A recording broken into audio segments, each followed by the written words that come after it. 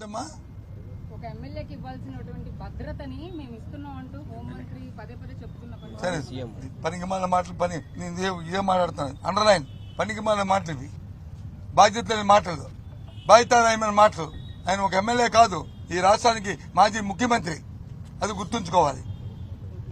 MLA కాదు, మాజీ ముఖ్యమంత్రి. ఇవాళ నేను వచ్చి ఎమ్మెల్సీనే కాదు, ఒక అపోజిషన్ లీడర్ కౌన్సిల్లో ఇవాళ.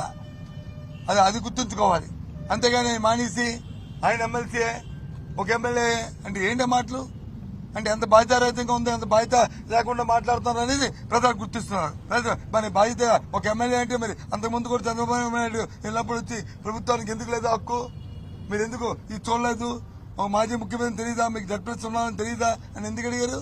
ప్రభుత్వానికి కొన్ని నిబంధనలు ఉంటాయి.